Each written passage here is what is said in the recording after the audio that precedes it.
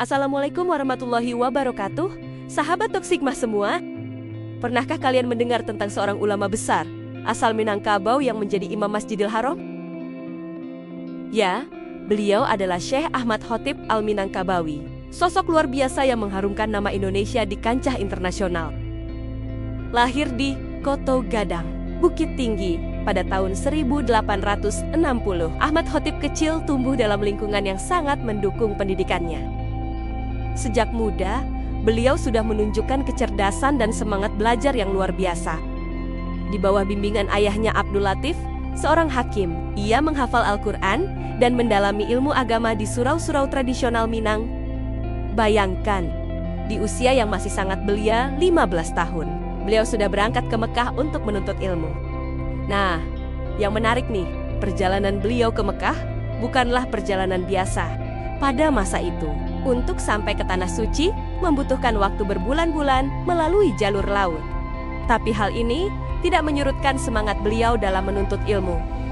Justru, perjalanan panjang ini menjadi awal dari kisah inspiratif yang akan mengubah sejarah Islam di Nusantara. Di Mekah, kecerdasan dan dedikasi Ahmad Khotib sangat menonjol. Di bawah bimbingan ulama-ulama besar, seperti Syekh Nawawi Al-Bantani, ia menggali ilmu hingga menjadi salah satu murid terbaik. Dalam waktu yang relatif singkat, beliau berhasil menguasai berbagai bidang ilmu Islam, dari fikih hingga astronomi. Prestasi beliau yang paling membanggakan adalah ketika diangkat menjadi imam Masjidil Haram, sekaligus mufti dari mazhab Syafi'i. Ini adalah pencapaian yang luar biasa, mengingat beliau adalah orang non-Arab pertama yang menduduki posisi tersebut. Tapi, tahukah kalian, kesuksesan ini tidak membuat beliau lupa akan tanah kelahirannya. Meskipun menetap di Mekah, Ahmad Khotib tetap memperhatikan perkembangan Islam di Nusantara. Beliau aktif menulis berbagai kitab yang membahas permasalahan umat Islam di Indonesia, khususnya di Minangkabau. Di tengah kuatnya tradisi tarekat dan adat Minang yang bercampur dengan syariat, Syekh Ahmad Khotib tegas menyuarakan pemurnian ajaran Islam. Ia menulis kitab-kitab seperti Al-Irsyad li Mursyid Al-Ibad untuk meluruskan praktik ibadah yang menyimpang.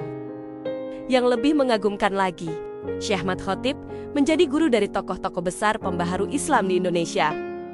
Di antara murid-muridnya yang terkenal adalah Kiai Haji Ahmad Dahlan, pendiri Muhammadiyah, Kiai Haji Hashim Asy'ari, pendiri Nahdlatul Ulama, dan Syekh Muhammad Jamil Jambek.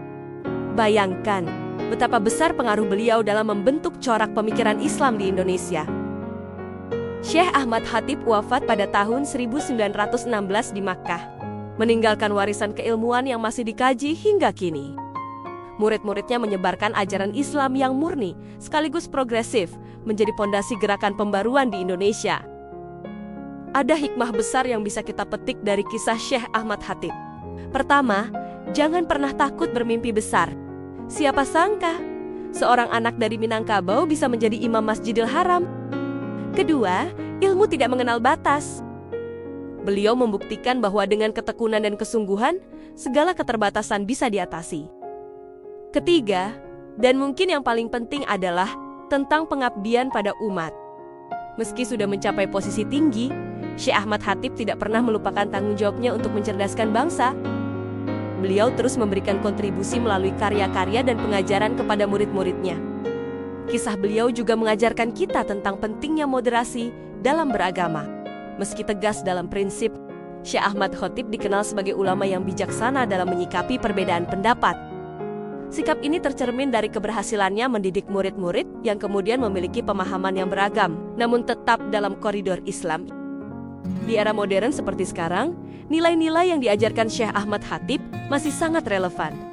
Semangat menuntut ilmu, keterbukaan pemikiran, dan pengabdian pada umat adalah kunci untuk memajukan Islam dan Indonesia. Sahabat sekalian, kisah Syekh Ahmad Khotib Al-Minangkabawi ini mengingatkan kita bahwa untuk menjadi orang besar, kita tidak perlu menunggu kesempatan yang besar. Yang kita butuhkan adalah tekad yang kuat, kerja keras, dan niat yang tulus untuk memberikan manfaat bagi umat. Dari kisah Syekh Ahmad Khotib, kita belajar 1. Keberanian dalam menegakkan kebenaran. Ia tak takut berbeda pendapat demi mempertahankan sunnah. Kedua, pentingnya menuntut ilmu. Perjalanannya dari Minang ke Makkah menunjukkan bahwa ilmu harus dicari, bahkan hingga ke negeri jauh. Ketiga, kontribusi untuk umat. Meski tinggal di Makkah, pemikirannya membentuk Islam di Nusantara. Keempat, kritik yang membangun. Ia mengkritik tradisi yang keliru, tetapi dengan hujah yang kuat, bukan emosi. Semoga kisah ini bisa menginspirasi kita semua untuk terus berkarya dan berkontribusi bagi agama dan bangsa. Jangan lupa like, komen, dan subscribe channel ini ya. Bagikan juga video ini kepada teman dan keluarga, agar semakin banyak yang terinspirasi dari kisah ulama besar kita.